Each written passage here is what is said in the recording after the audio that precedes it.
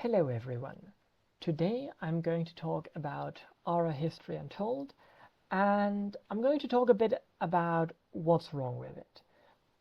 Because it's a game that I had very high hopes for, but it turns out I was quite disappointed by it. So I'm going to lead with my conclusion. Aura has many cool new ideas and especially a very deep economy, but everything what's great about this game is overshadowed by tedium, decision fatigue, and a bad user experience. Like, it's fun in the first 30 to 40 turns, and then it just becomes a chore and is no longer fun. But I don't think Aura is beyond repair. Uh, but still, I wouldn't buy it just yet, and definitely not for €60. If you really are curious about this game, even after my presentation, I would recommend that you get it on PC Games Pass, or rather that you get a PC Games Pass subscription for a month, and while you have that, you might as well try out all of the other games that are on PC Games Pass, like Frostpunk 2 or Manor Lords. So, what is wrong with Aura? Let's start with its biggest feature, the economy. While it features amazing supply chains and all of that, managing supplies, while fun in the beginning, becomes a major source of tedium. Like, keeping track of whether each production or harvest building is adequately supplied becomes so tedious, with several dozen production buildings and even more harvest buildings late in Act 1, and each building having several supply slots. Like, clicking through each of them and making sure that it has the correct supplies assigned is just a lot of work and not really fun. And that gets even worse once supplies get obsolete, because then you have to click through all of them basically each turn when a new current tool gets produced. And that's just a chore. It's not like a deep strategic choice that you make. It's just busy work. And following from that, it's also very tedious to keep track of how many supplies need to be produced, especially for supplies that are also construction goods, because it's like very hard to keep track of all of this, especially when there's like 20 different kinds of supplies. Then the next problem is city building, because here decision fatigue sets in very quickly. Because what would be 5 to 10 district placement and like 10 to 20 improvement placements per city over the course of an entire game in Civilization 6, here this can be more than 100 placement decisions before the end of Act 1 of the game. And each decision in Aura, there's not just more placement decisions, but each of these decisions has more options and less impact, as most buildings can be built repeatedly. So with every new building that you place, you have to choose between 20 or 30 or 40 different buildings that can be placed in this position. And deciding when or where to build my 20th workshop or my 30th farm just is not fun, and it's not a deep strategic decision. And then, more like on the role play level of the game, like, the game doesn't really give you a feeling of identity. You don't feel like you're playing Rome or England or Poland or Germany, because there are no unique units or buildings, no unique mechanics except for the War of Extermination CB for militarists. There's not really a unique art style. Like I wouldn't really be able to tell apart like Poland, Georgia, or Argentina, except for like few little buildings, and that's only when you zoom in really, really close, like to the closest level that you can zoom into, where you can tell them apart. And all of the leader bonuses are extremely generic. Like they give you an advantage in a certain field. Like Copernicus is going to be better in science, and Bismarck is going to be better in military, but that doesn't really encourage a certain play style.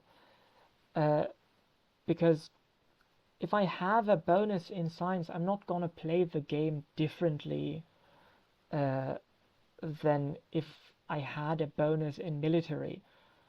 Like both can be used to further your military goals. Uh, that's like very different from the bonuses in Civ 6, where you would really encourage a very different play style, whether you're Portugal that wants to have coastal trade cities, or Eleanor of Aquitaine that wants to have all of the artworks.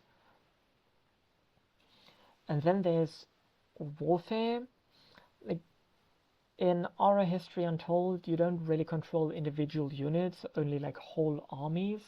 So there's no real tactical component. There's only the things they call tactics, which are the formations which you assign your armies. And like visually, warfare is also not very interesting. Like there are these close-up videos of fights when they happen, but these videos are neither informative nor cool enough for me to open them, so most of the time I just ignore them. And like in Millennia, where these videos were mocked a lot, they at least showed valuable information as to the effectiveness of your individual units. Here's just, I don't know, tedium. But what really bothers me about warfare is once units are raised in a formation, they cannot be reassigned. So you can't really merge or change up your formations or tactics. Once something is deployed, it stays deployed forever. And also, once a unit is trained, it cannot be upgraded. So units which are not needed before they become obsolete are completely wasted. And that's quite frustrating. And then the simultaneous turns. First of all, they lead to basically no wait time, and that's actually really nice. But they do have a few downsides. All of the information regarding the previous turn comes in all at once, and that's a lot harder to digest than in Civ 6, because in Civ, like, you would see what happens while it happens, and it does, like, you're not shown everything at once. And the other thing is, things only happen after you press next turn, so you don't have any immediate feedback while you make your decisions. And on the one hand, it's pretty cool because you have to think more in advance and you have to weigh your risks more, rather than with, for example, warfare in Civ, where you have immediate feedback. But it's also a lot less satisfying, and that's less cool. And then the advancement through the ages, and that's something that actually makes me quite sad, because there's like 7 to 10 techs per age plus the age progression tech, and there's 4 ages per act and 3 acts, so that's 12 ages, which is like a lot of content. but it's just not really fun. Like there's no real tech tree, but rather like it is in Millennia, like you're in an age and you can research all of the techs in the age, and then you can move on to the next age as soon as you have half of the techs. Uh, and I'm really not a fan of that. I really like having my tech trees. And additionally, here you leave the text behind when you move into a new age, like the text that you haven't researched. And that just feels kind of weird. Also, aging up isn't really fun or something that I look forward to. I'm not entirely sure why, but I don't know, I just don't enjoy it all that much. And I gotta admit, I've never made it past the early Middle Ages throughout several playthroughs because it just becomes unplayably boring at that point.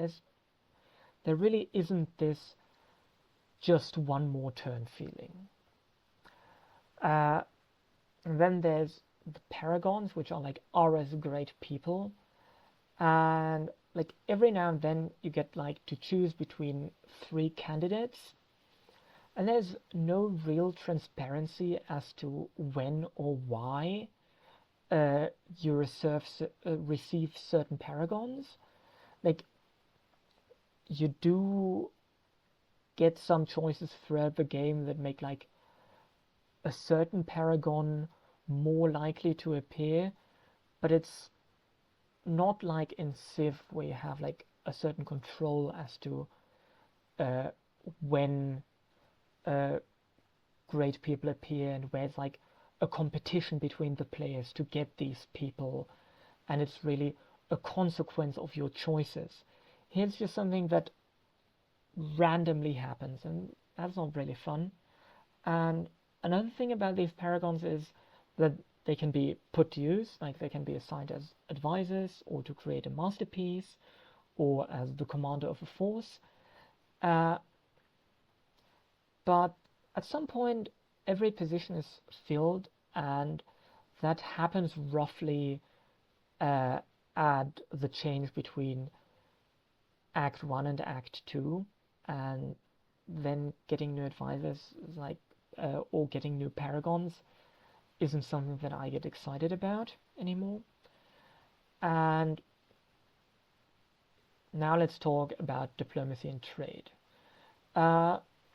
Like in theory, I like diplomacy and trade, but trade is like rather intransparent. Like I'm not entirely sure whether acquired goods, like goods that are acquired through trade, are duplicated or taken, and also it's not clear how much wealth the trade partner gets from that. Also not how much wealth I get when someone trades with me, and whether like they take my goods or they get duplicated. And I don't know, I would really prefer this to be more transparent. But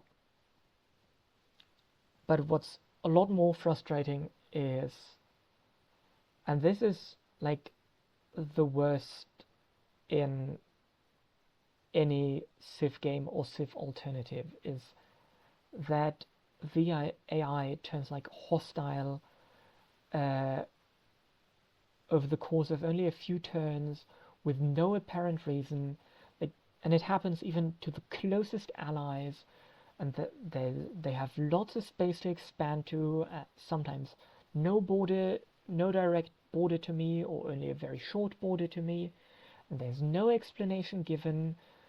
Like I can't really see why they hate me, and there's no possible way to even try for peace or for good relation. And that's just insanely frustrating, because like then there's just no point in diplomacy from the very beginning, when this has, like in several playthroughs for me, been the inevitable outcome of all diplomacy. And finally, the interactions with tribes are completely random. Like, I do like the random events that appear, and that they have all sorts of effects, but I would also like to have like predictable interactions with them, like trade agreements, or like some sort of like overlordship like there's in Civ, uh, or being able to raise their armies as mercenaries. And none of these is really, like either none of this is in the game or it's hidden behind the UI. And then, like, finally some nitpicks. So many unit unlocks are just like completely wrong, and I know it's not a big deal, but like for me as like kind of a military nerd, it's just insanely frustrating. That, like, for example, footmen are unlocked with stirrups, which is famously a cavalry technology, or that the first firearms unit you unlock is line infantry, which is not a unit that belongs in the Renaissance, but like in the Enlightenment era, or that the icon for the rifleman is like a Sengoku Jidai era matchlock musketman, which is like a very simple kind of firearm and definitely more primitive than like line infantry, or that an English Civil War era mortar is unlocked with the radio technology. Like, I mean, I know it's not a big deal, but this is something that's like relatively easily changed, I would say. Just like switch around a few things and it would be a lot less frustrating. And then a few things that are like meh but not actively frustrating, like politics and society are not modeled beyond like just the government form, and like the government form only impacts like the city cap and some like minor bonuses or downsides, and like while I'm in general not a fan of this idea that like the only difference between like a republic and a feudal society is what kind of production bonus they get, like it's okay. Like you can't focus on everything, and maybe it's some that's going to come in a DLC or something. Then like the single victory condition, like I already wasn't the biggest fan of it in Humankind, and it's not really better here, but I guess there's no changing that now, I guess. And like the final nitpick, like some wonders should be built in the water, like especially the Colossus or the Grand Lighthouse, because otherwise, like building on the coast is also not really profitable, because coastal tiles only offer 2 mediocre improvement slots, so this way they would at least offer some nice wonder slots. And now my suggestions for how to fix like the biggest problems. For like the economy, I really think there should be at least an option to automate supply assignments, at least for some supplies. And even like getting rid of supplies entirely would be preferable to like the insane tedium that it is right now. Because right now it's not a strategic choice, it's just a chore of checking every box that there is a tool in the workshop as soon as another workshop finishes making tools. And like that's not fun, there's no thinking to it, and like either automate it or get rid of it entirely. And another thing that I think would improve this significantly is to have an empire-wide industry production queue, and not one for every building. Like maybe you could choose whether you have like a production building that's assigned to the empire-wide queue, or whether they have their own production queue. But this would allow for a lot less micromanagement than having a queue for each building, because there's also not much benefit in having a queue for each building, except for the few production buildings that you have on like constant production. And it would be really nice when I see like a building that I don't have all construction goods yet for, if there was like a button to add all of these goods that I need to construct this building or wonder to the empire-wide industry production queue. And for warfare, like, I would really love it if units from disbanded armies would return to the pool, or some other way to reorganize forces. I mean, maybe only have disbanded units return to the pool if they are disbanded within your own territory. I mean, that's obviously a good restriction, but like to never have them return is a bit frustrating. And also allow me to upgrade units. Like every other strategy game has this, and for good reason, because it's just more fun, less frustrating that way.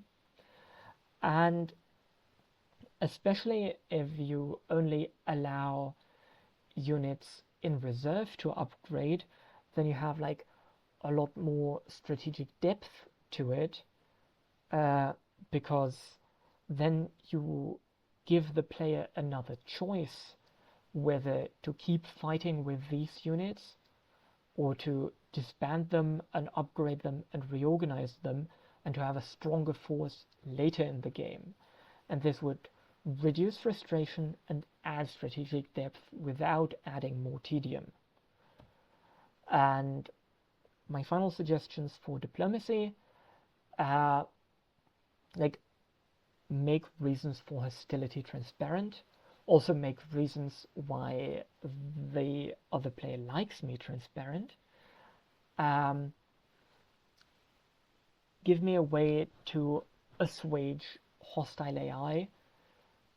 Let it be expensive, like maybe make them make demands and I can give in to these demands, or I can give them a counter offer to these demands. But the way it is right now, with this like inevitable march to war, there's just no strategy behind it, and it's just frustrating. And then make trade more transparent. That's a pretty obvious one. And I think it would also be pretty cool if roads would have a clear impact on trade, because then I would be a lot more motivated to build roads. And finally, give interactions with tribes that the player can initiate. But after all this negativity, I want to add on 2 positive notes, because there are 2 things that I really appreciate in terms of user experience. One is the resource ledger, which gives like a really nice overview of what gets produced and consumed and how much I have. And this is like really nice and really thoughtful, and I really wish that this level of consideration for the user experience had gone into the rest of the game.